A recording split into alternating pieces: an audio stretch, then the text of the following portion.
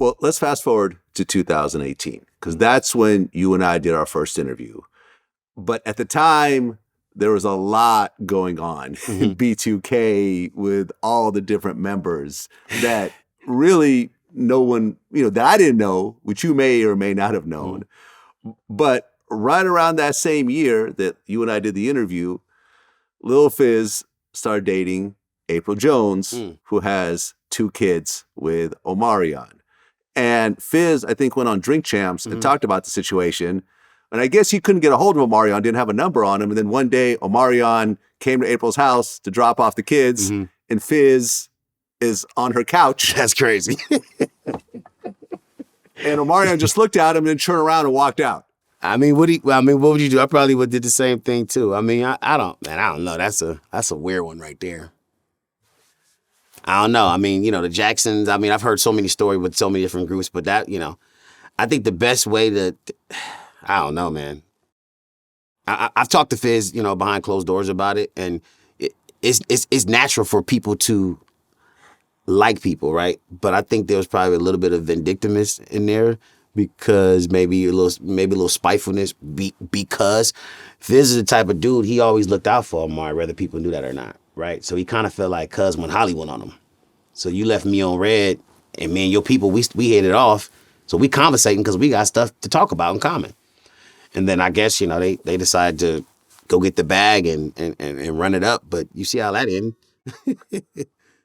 Well, yeah. I mean, listen, you're attracted to who you're attracted to, but you could also set a very clear line. Like, in terms of my life, I've never dated, my homies, ex-girls. I've never dated employees. I always figured, listen, there's billions of women out there in this world. Why create all types of extra problems because this person just happens to be in my vicinity? I have options. And someone like a Fizz has more options than me. You know what I mean? Like he's a former B2, well, he is a B2K member. Like he has girls that grew up with him screaming his name. So why go to a person that is going to cause a problem? That's pretty interesting. I don't know. I wasn't around them during that time. You know what I mean? So I don't really know how they hit it off. But I do remember people be running around in the same circles and stuff like that. So I don't know, man.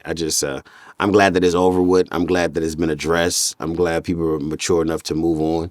You know what I mean? But like I saw Amari's Vlad interview with you and his interview with you, and he's just like, just don't make me the narrative. You know what I'm saying? I don't think they should have made him the narrative. But if you're about to get a bag, they're gonna drag that shit out. They're gonna drag it out, and it just so happened to be somewhat real. But I see that it end. You know what I mean? So, but even with her, like, that's like fucking with fire. Why would I point her? I'm gonna fought her more than him. Of course, you got to fight both of them, but I would fought her more than him. Like, come on, you throwing that pussy around? A cute chick, dope body. I mean, that's a lot of temptation.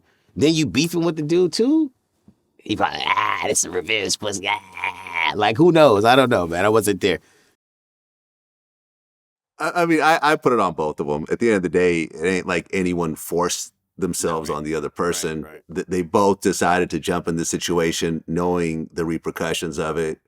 And I'm not going to put it on the guy or the girl. At the end of the day, yes, I'm a man and I know what temptation's like, but I'm going to say no too, right?